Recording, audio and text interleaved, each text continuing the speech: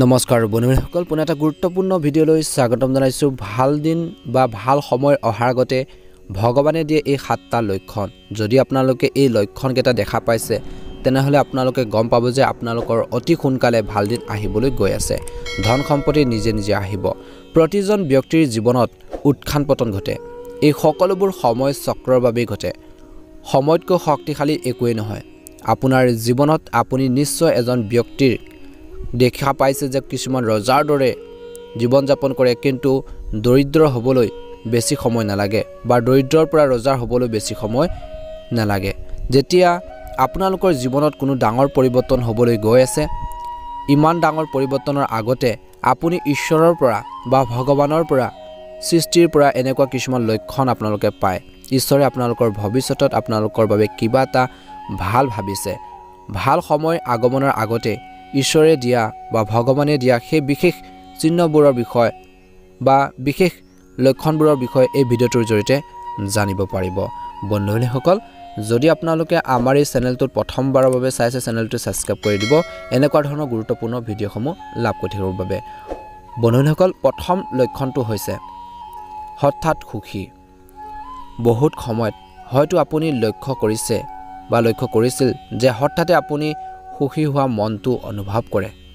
আপুনি বুজিব লাগে যে ঈশ্বৰে বা ভগৱানে আপোনালোকক কিছুমান ভাল লক্ষণ দিছে।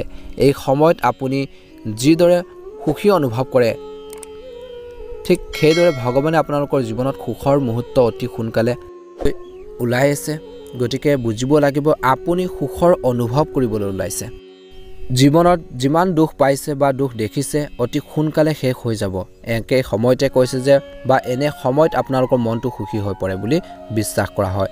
এনেকুৱা লক্ষণ দেখা পালে আপোনালোকে নিশ্চয়কৈ গম পাব যে আপোনালোকৰ জীৱনত অতি সোনকালে ভাল সময়, ভাল দিন আহিবলৈ গৈ আছে।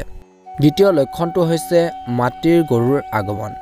যদি আপোনালোকৰ প্ৰতিদিনে মাতৃৰ গৰু প্ৰতিদিনে আপোনালোকৰ ঘৰলৈ আহি আছে, কাৰোবাৰ গৰু হওক বা পোহনীয়া জন্তু আপোনালোকৰ ঘৰলৈ বাৰে প্ৰতি আহি আছে খাদ্যৰ বাবে, খাদ্যৰ ভিক্ষাৰ কৰি আহি আছে, তেন্তে ই এক অতি শুভ লক্ষণ। আৰু কেতিয়াও আপোনালোকে এনে ক্ষেত্ৰত এনে জীৱ জন্তুক আপোনালোকে মাৰি বা আপোনালোকে খেদি নিদিব। যদি আপোনালোকৰ ঘৰত চৰাই আৰু জীৱ জন্তুৱে বাঁহ সাজিছে তেন্তে ইয়াকো অতি শুভ বুলি ধৰা হয় বা শুভ লক্ষণ বুলি গণ্য কৰা হয়। ইয়াৰ বাহিৰেও যদি আপোনালোকৰ ঘৰৰ চাৰিওফালে চৰাই চিঞৰ বাখৰ দিনক দিনে বাঢ়িছে তেন্তে এই লক্ষণটোৱে আপোনালোকৰ জীৱনত ইতিবাচক পৰিৱৰ্তন আনিবলৈ গৈ আছে। আৰু যদি আপোনালোকৰ ঘৰলৈ কোনো জীৱ জন্তু আহে তেনেহ'লে আপোনালোকে খাদ্য দিয়ক পাৰিলে। যদি চৰাই চিৰিকটি আপোনালোকৰ ঘৰলৈ বেছিকৈ আহিছে, আপোনালোকে চাউল দিয়ক, ধান দিয়ক, বা আপোনালোকৰ ঘৰত যদি আনৰ গৰুৱে হওক বা অন্যান্য জীৱ জন্তু যদি আপোনালোকৰ ঘৰলৈ আহিছে, ছাগলী হওক বা গৰু হওক, আপোনালোকে কিবা এটা খাদ্য খাবলৈ দিয়ক। দেখিব আপোনালোকে অতি সোনকালে আপোনালোকৰ জীৱনত ভাল এটা প্ৰতিফলন দেখিব। সেয়ে কৈছে যে এই লক্ষণটোৱে জীৱনত ইতিবাচক ভাল এটা পৰিৱৰ্তন আপোনালোকৰ বাবে লৈ আহিছে। গতিকে এই লক্ষণটো দেখা পালে আপোনালোকে কেতিয়াও সেইখিনি ইগন'ৰ নকৰিব। তৃতীয় যি লক্ষণ হৈছে ঘৰত কেঁচুৱাৰ জন্ম। কোৱা হয় যে কেঁচুৱাত অৰ্থাৎ শিশুৰ গাত ঈশ্বৰ বাস কৰে, ভগৱান বাস কৰে। সৰু ল'ৰা ছোৱালী বা কেঁচুৱাই যদি হঠাতে আপোনালোকক চাই হাঁহি মাৰে বা আপোনাক কিবা এটা ইতিবাচক কথা কয় তেন্তে ই জীৱনত ইতিবাচক কথা হ'বলৈ গৈ আছে। আপোনালোকৰ জীৱনত ভাল এটা লক্ষণ, ভাল এটা প্ৰতিফলন দেখিবলৈ গৈ আছে। বন্ধুসকল, এই লক্ষণটো দেখা পালে অতি শুভ বুলি গণ্য কৰা হয়। আৰু যদি এটা লক্ষণৰ কথা ক'বলৈ যাওঁ, সেইটো হৈছে সপোনত মন্ত্ৰ শুনা। যদি আপুনি সপোনত ৰামৰ দৰে মন্ত্ৰ শুনিছে তেন্তে ইয়াক অতি শুভ বুলি গণ্য কৰা হয়। যদি ওম মন্ত্ৰৰ প্ৰতিধ্বনি শুনা পায় বা শুনা যায় তেন্তে ইও অতি ইতিবাচক কথা বুলি কৈছে।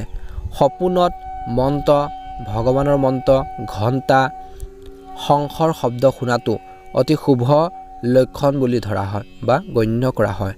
বন্ধুসকল, এইকেইটা যদি লক্ষণ দেখা পাইছে আপোনালোকৰ জীৱনত অতি সোনকালে ভাল এটা প্ৰতিফলন হ'বলৈ গৈ আছে।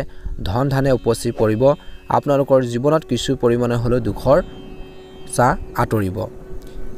আৰু এটা লক্ষণৰ প্ৰতি ধ্যান ৰাখিব, ঋণত থকা।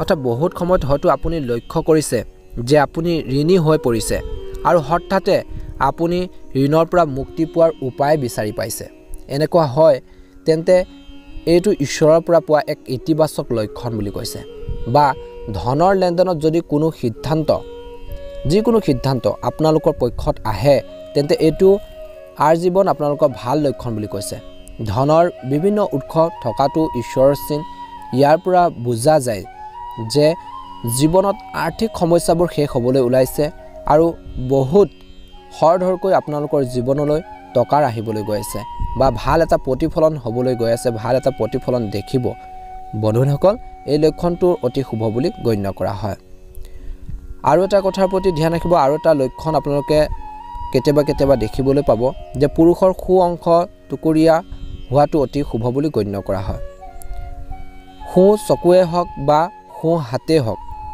ইয়াৰ পৰা বুজা যায় যে আপোনালোকৰ শক্তি বৃদ্ধি হ'বলৈ গৈ আছে আপুনি জীৱনত ভাল এটা প্ৰতিফলন দেখিবলৈ গৈ আছে ইয়াৰ বিপৰীতে মহিলাৰ ক্ষেত্ৰত যদি বাওঁ অংশটো কপনি যদি আপোনালোকৰ হৈ আছে অতি শুভ লক্ষণ বুলি কৰা হৈছে আৰু পুৰুষৰ ক্ষেত্ৰত সু অংশৰ কপনি শুভ লক্ষণ বুলি গণ্য কৰা হয় বন্ধুসকল ঝাৰুক মাতৃলক্ষ্মীৰ প্ৰতীক বুলি গণ্য কৰা হয় যদি আপুনি কিবা কামৰ বাবে ওলাই গৈ কোনোবাই ৰাস্তাত ঝাৰু দিয়া দেখিছে তেন্তে বুজিব যে দেৱী লক্ষ্মী আপোনালোকৰ প্ৰতি দয়ালু আপোনালোকৰ ঘৰৰ সমস্যাবোৰ নোহোৱা হ'বলৈ গৈ আছে আপুনিও টকাৰ লাভ কৰিব পাৰে বন্ধুসকল খজুতি হোৱা হাত মহিলাৰ বাওঁ হাত আৰু পুৰুষৰ সোঁ হাতত যদি হঠাৎ খজুতি আৰম্ভ হয় তেন্তে ইয়াকো শুভ বুলি গণ্য কৰা হয় অৰ্থাৎ আপুনি হঠাতে আৰ্থিক লাভ কৰিবলৈ ওলাইছে বন্ধুসকল যদি আপুনি আপোনালোকৰ ঘৰৰ চোতালত বা দুৱাৰ মুখত বা আন কোনো ঠাইত হঠাতে কলা পিপৰাৰ দল এটা দেখা পায়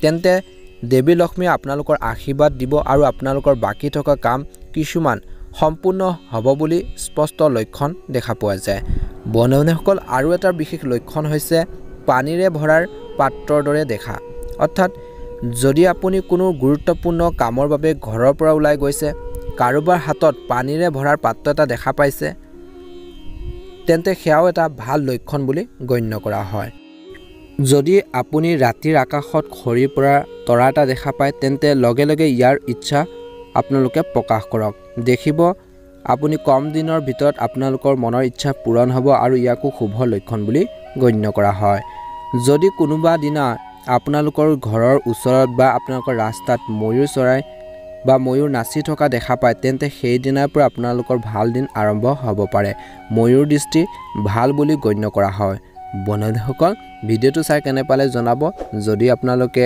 এনেকুৱা ধৰণৰ গুৰুত্বপূৰ্ণ ভিডিঅ'সমূহ লাভ কৰি থাকিব বিচাৰে চেনেলটো ছাবস্ক্ৰাইব কৰি দিব ভিডিঅ'টো শ্বেয়াৰ কৰি দিবলৈ নেপাহৰিব